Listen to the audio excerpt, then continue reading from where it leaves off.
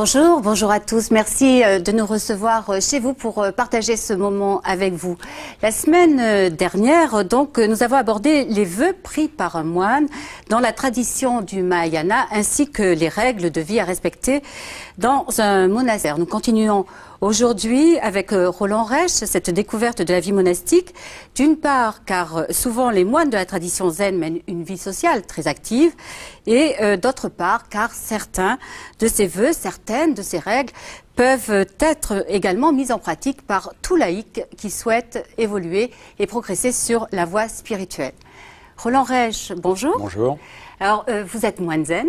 Oui. L'un des principaux responsables de l'ACEDI, l'Association Zen Internationale, et vous enseignez donc en Europe, en France et notamment à Nice où vous dirigez le dojo et où vous résidez. Alors, la semaine dernière, on s'est arrêté sur l'importance du SAMU, du travail. Alors le travail, c'est vrai qu'au monastère et dans la vie sociale, c'est quelque chose de fondamental. Tout à fait, oui.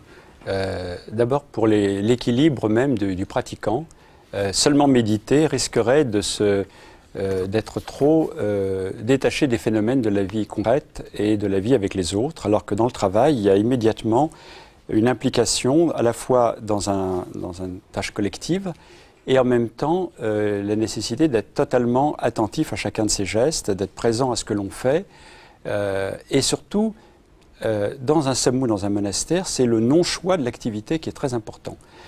Beaucoup de gens souhaitent se réaliser à travers leur vie professionnelle en faisant le métier de leur rêve. Le moine zen, lui, ne choisit pas. C'est-à-dire qu'il n'y a pas de saut métier, en quelque sorte. Il n'y a pas de saut travail. C'est-à-dire, dans un monastère, aller balayer les toilettes, travailler dans la cuisine, faire le ménage, tout cela est une pratique de Bouddha. C'est une pratique dans laquelle on peut être totalement, corps et esprit en totale unité, ici et maintenant, avec ce que l'on fait. C'est un aspect fondamental de l'éveil, d'être totalement présent à la vie de chaque instant, et en même temps de faire ce travail sans attente de récompense, de promotion, de profit, mais le faire au contraire avec un esprit de don, de pousser pour la communauté et finalement pour tous les êtres. Et c'est un travail spirituel fondamental. Donc c'est un gros travail sur l'ego, en fait, sur l'oubli de soi. Absolument, absolument. Mais sans renier ce que l'on est pour autant. Ça, c'est important, parce que souvent les Occidentaux ne comprennent pas forcément la nuance. Mais il ne s'agit pas de renier ce que l'on est, il s'agit d'être ce que l'on est fondamentalement. Voilà. Et souvent, on croit que être ce que l'on est, c'est affirmer son ego, ses caractéristiques, sa personnalité, se réaliser à travers le travail. Alors qu'en réalité, au contraire, se réaliser soi-même, c'est complètement abandonner cet aspect de l'ego limité qui choisit, qui préfère, qui s'oppose, qui aime et qui n'aime pas. Et au contraire, avoir un esprit complètement vaste.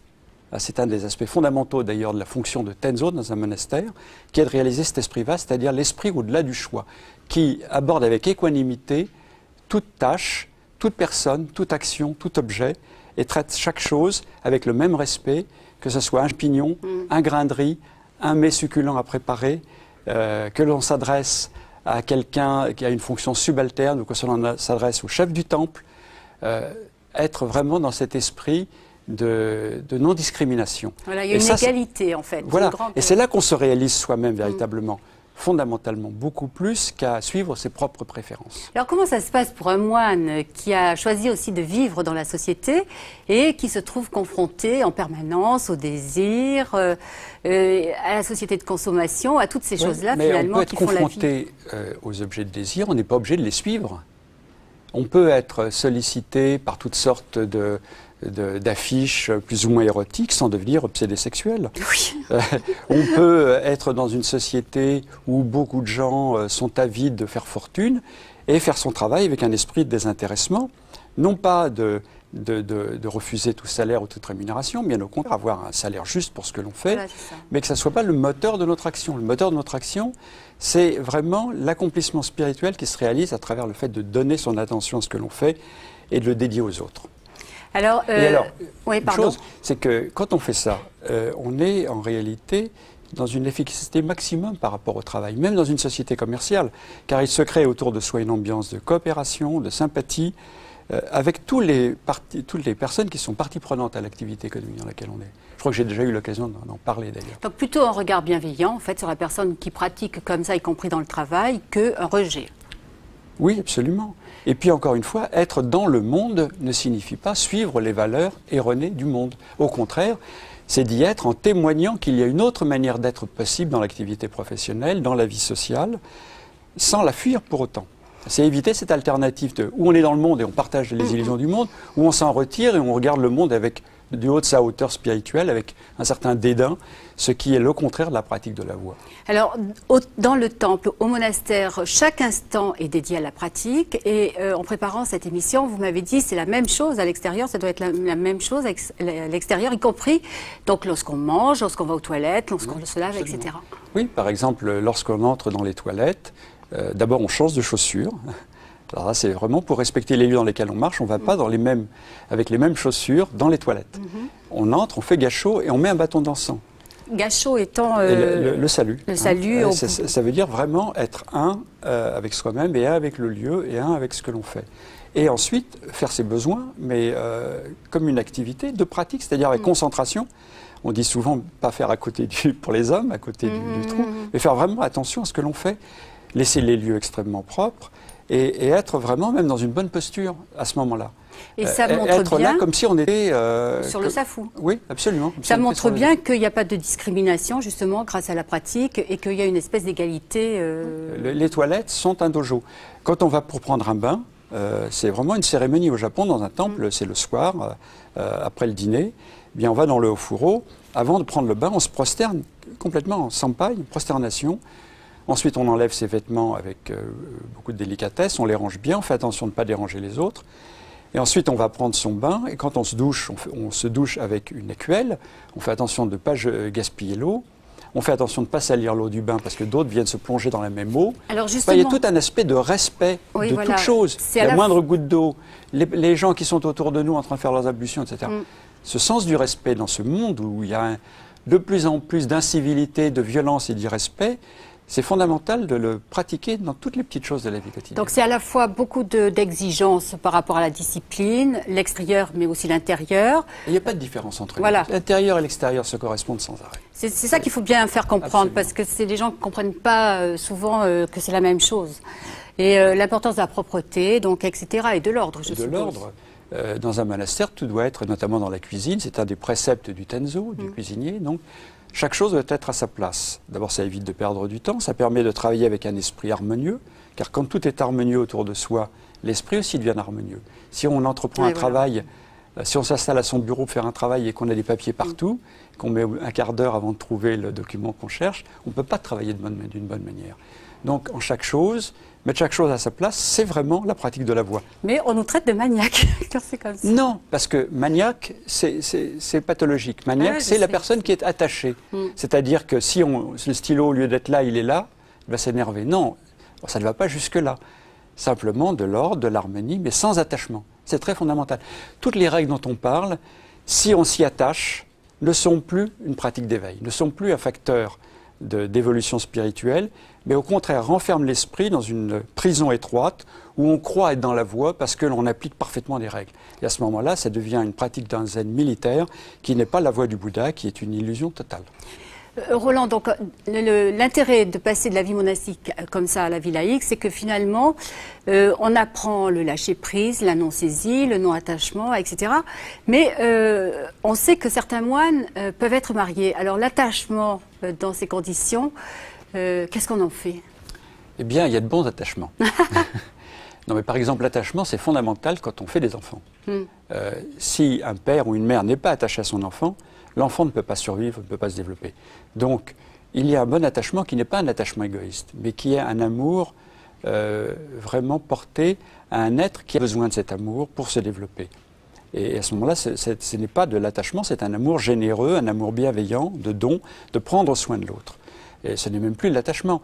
Le non-attachement ne veut pas dire se désintéresser des autres, mais ne pas être en relation avec les autres pour ce qu'ils vous apportent à soi-même, qui est le contraire du véritable amour.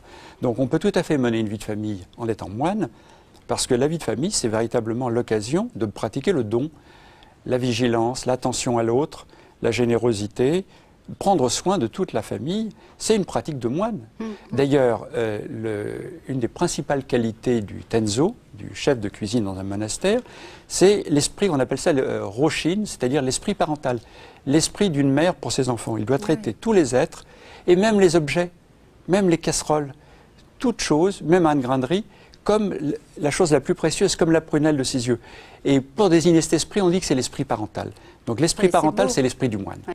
Alors, cela dit, on peut se demander si des moines qui ne sont pas confrontés à la vie de famille, puisqu'ils ont pris des vœux de chasteté, par exemple, peuvent vraiment comprendre et tous les tourments, toutes les souffrances, tous les écueils que peuvent rencontrer des parents.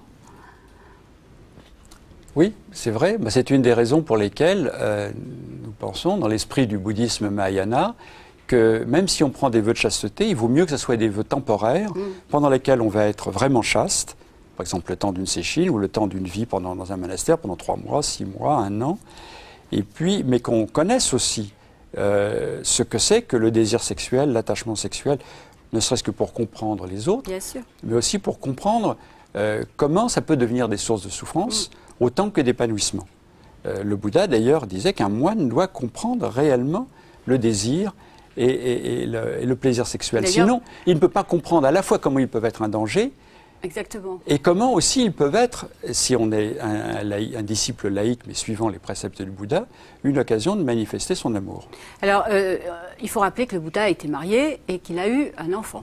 Aussi quand même, c'est ce qui est important. Par exemple, dans le bouddhisme tibétain, entre guillemets, il est recommandé de s'endormir d'une certaine façon. Est-ce la même chose dans le zen? Comment ça se passe? Oui, il y a même une petite prière avant de s'endormir, qui est qu'au moment où on s'endort, on fait le vœu que tous les êtres puissent s'éveiller. Et en même temps, on fait le vœu que ce repos réparateur va nous mettre dans de bonnes dispositions pour continuer la pratique de la voie. D'autre part, on doit dormir normalement, d'une certaine manière, dans le dojo, c'est-à-dire la tête tournée vers le Bouddha, couché sur le côté droit, dans la position du Bouddha allongé, oui, voilà, parinirvana. Parinirvana, au moment de la mort. Et la posture dans laquelle on s'endort, le fait qu'on fasse extrêmement attention au sommeil des autres, qu'on respecte les heures de sommeil, qu'on ne dérange personne pendant la nuit, etc., c'est aussi une pratique collective d'harmonie avec les autres. C'est un aspect important de la vie monastique, de la vie dans la sangha, c'est la vie harmonieuse. C'est-à-dire la vie dans laquelle on prend énormément soin des autres et on évite de les déranger. Et ça peut se pratiquer dans la vie laïque, dans les transports en commun, dans le fait de conduire sa voiture, respecter les règles de civilité, être patient. Ça change complètement la vie. Si on laisse passer quelqu'un devant soi dans le métro au lieu de s'engouffrer en marchant sur les pieds de tout le monde, ça change vraiment l'ambiance de l'existence collective. Je vais vous laisser conclure parce qu'on arrive au terme. Bien, Qu'est-ce qui vous paraît fondamental finalement dans tout ça? Ce qui me paraît fondamental, c'est de retrouver l'unité de sa vie, qui est le sens même d'être moine. Et ce n'est pas, à mon avis, ça ne devrait pas être réservé aux moines. Et de retrouver l'unité de sa vie, c'est ce qui lui permet d'avoir un sens. Et de retrouver un sens à la vie, c'est ce qui permet de surmonter la crise de notre civilisation. Roland Reich, merci. Alors, je vous propose quelques livres pour compléter cette émission. Tout d'abord, Le Trésor du Zen de Maître Dogen, qui vient de paraître chez Albin Michel. Toujours chez Albin Michel, vous pouvez vous procurer les essais sur le bouddhisme zen de Suzuki, ça vient de paraître également. De Moine Vijayaradna, je vous recommande aux éditions Serre, Le moine bouddhiste et les moniales bouddhistes. Et on termine donc par ce tout nouveau numéro du Monde des religions. C'est une nouvelle publication. Elle est bitrimestrielle et elle traite à la fois du contenu, des concepts, des relations entre les religions et de différentes choses tout à fait passionnantes. Alors je vous rappelle que vous pouvez nous écrire à l'adresse qui s'affiche maintenant sur votre écran. Merci de nous avoir suivis, merci d'avoir partagé ce moment avec nous. En attendant que l'on se retrouve la semaine prochaine, n'oubliez pas de donner du bonheur et de la joie autour de vous. Très très belle semaine à tous, excellente journée, à dimanche prochain.